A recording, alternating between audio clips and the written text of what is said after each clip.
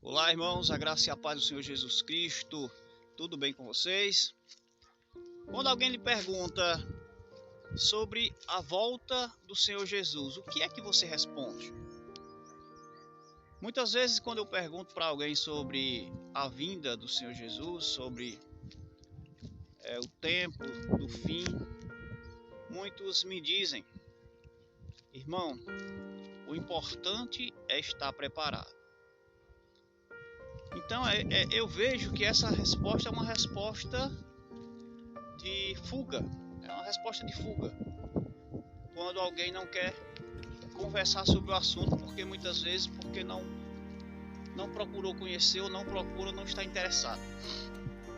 Mas a palavra do Senhor diz que Deus anuncia o fim desde o princípio, desde o início.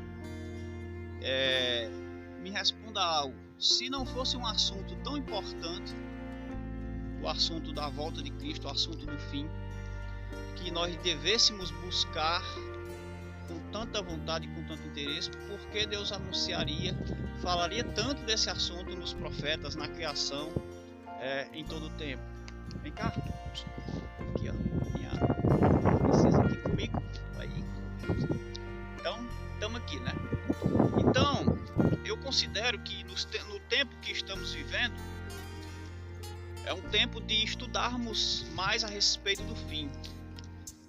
Porque a igreja já sabe que só há salvação em Jesus Cristo. A igreja, aquele que é salvo, sabe que só há salvação em Jesus Cristo. Que Jesus é o único caminho, que Jesus é aquele que é o único nome dado debaixo dos céus. Então a igreja precisa começar a comer alimento sólido, não apenas viver com leite, né? Não viver apenas com leite, mas buscar se alimentar de um alimento mais sólido, buscar conhecer as coisas que a palavra nos ensina, pois a palavra não nos ensina apenas a respeito, né, do arrependimento, não apenas a respeito do nascer de novo, mas a respeito de continuarmos crescendo na graça e no conhecimento do Senhor. E para isso precisamos quebrar as barreiras da ignorância, as barreiras do comodismo, a barreira da preguiça de buscar conhecer a cada dia mais conhecer o Senhor, como diz Oséias. Conheçamos e prossigamos em conhecer o Senhor. O assunto a respeito do fim, a respeito da vinda do Senhor Jesus Cristo, é muito importante para os nossos dias. A gente vê quando Jesus está para morrer, os seus apóstolos perguntam para Jesus: Senhor, quais são os sinais da sua vinda e do fim dos tempos? Os apóstolos estavam interessados em saber a respeito do fim, a saber a respeito dos dias que estamos vivendo. Nabucodonosor, a palavra do Senhor diz que Nabucodonosor, ele estava no seu aposento, no seu leito, e teve pensamentos, ele teve o desejo, né, de saber a respeito dos últimos dias. Diz a palavra de Deus lá no capítulo 2 de Daniel. Então Deus revelou para Nabucodonosor, através de um sonho, o que seria da humanidade durante o seu tempo até o fim. Por que Deus revelou para Nabucodonosor através do sonho que Daniel revelou, né? Que Deus deu a revelação para Daniel. Por que Deus revelou? Porque ele teve um interesse, porque ele desejou no seu coração conhecer as coisas que seriam nos últimos dias. Então você acha que nós como igreja, que nós como povo de Deus, não deveríamos estar interessados, não deveríamos estar buscando conhecer, saber sobre as coisas dos últimos dias? Quando o Senhor Jesus diz: buscai e acharei, batei e abri-se-vos-á, pedi e dá-se-vos-á, você acha que ele está falando a respeito de quê? Só a respeito de você buscar alimento, de você buscar provisão financeira, buscar provisão terrena? O Senhor, ele deseja que nós tenhamos interesse pela sua palavra e pela revelação das coisas que nós não compreendemos. Como é que nós vamos conhecer as coisas do alto, as coisas de Deus, as coisas da palavra? Tendo interesse, refletindo, desejando e buscando. O Senhor diz para o profeta Jeremias: clame a mim e eu te responderei e te mostrarei coisas grandes e firmes que você não sabe.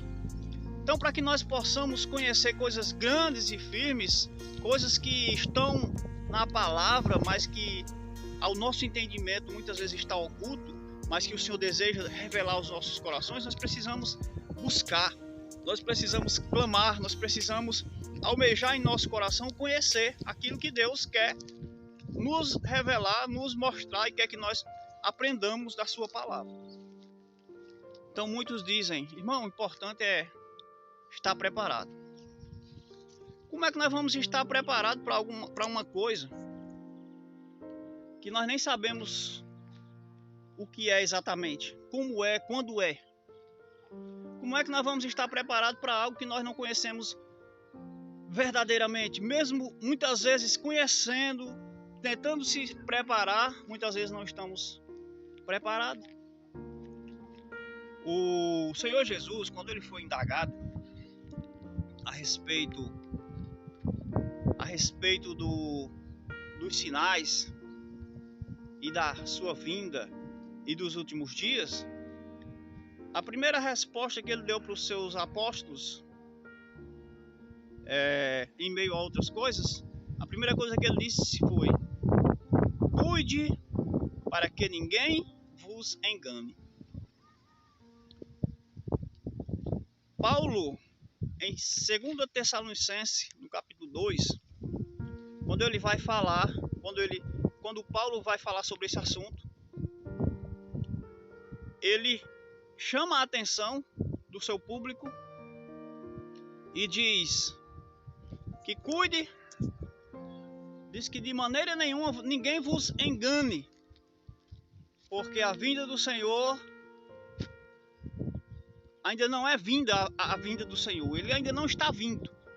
Ou seja, quando tratamos a respeito da vinda do Senhor Jesus, é importante a gente compreender, aprender sobre o que realmente a palavra nos diz. Por quê?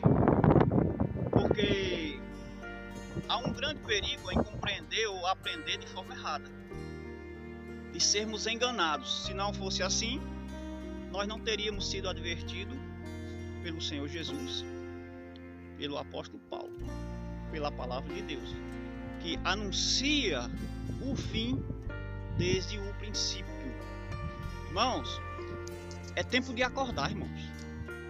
É tempo de despertar desse sono da religiosidade, do comodismo espiritual e buscar verdadeiramente aprender e conhecer as coisas referentes ao reino de Deus, aos dias que vêm, aos dias que estão por vir, aos dias finais, ao tempo do fim, as coisas que nós ainda não aprendemos.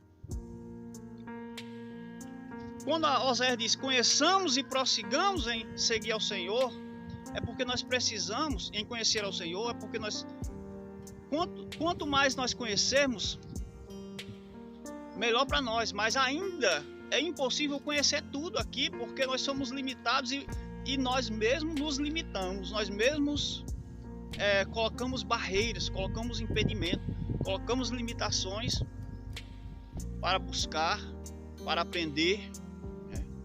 Então que nós possamos verdadeiramente despertar. A palavra de Deus fala em Mateus, no capítulo 25, a respeito de 10 virgens E essas 10 virgens, 5 eram prudentes e 5 eram loucas. E elas estavam à espera do noivo. Porém, quando o noivo veio e uma voz anunciou que o noivo estava chegando, aquelas virgens estavam dormindo. 5 delas acordaram, estavam preparadas. 5 tolas acordaram despreparadas, não podiam entrar da forma que estavam para as bodas do noivo. E elas foram buscar, foram ainda atrás do azeite para suas lâmpadas, para suas lamparinas que se apagavam. E quando elas chegaram, irmãos, não puderam mais entrar. Então, reflita. Será que nós estamos dando o verdadeiro valor à palavra? Será que nós estamos buscando verdadeiramente a palavra como deveríamos estar buscando? A Bíblia diz que Jesus ele crescia em estatura, graça e conhecimento. A igreja do Senhor precisa buscar e conhecer o Senhor e crescer.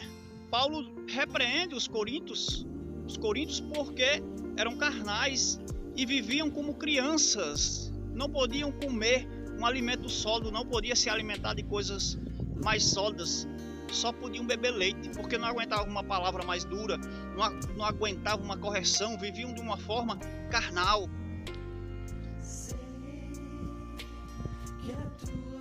Hebreus fala que muitos continuam sendo crianças, mesmo depois de tanto tempo na caminhada, mesmo depois de tanto tempo de dizer que conhece o Senhor, ao invés de estar ajudando, de estar trabalhando, de estar cooperando, de estar anunciando a palavra, precisa de ser ensinado. Precisa de ser carregado no colo como uma criança. Não cresce, não desenvolve. Por quê? Porque não busca. Porque não há um interesse no crescimento. Porque há um comodismo.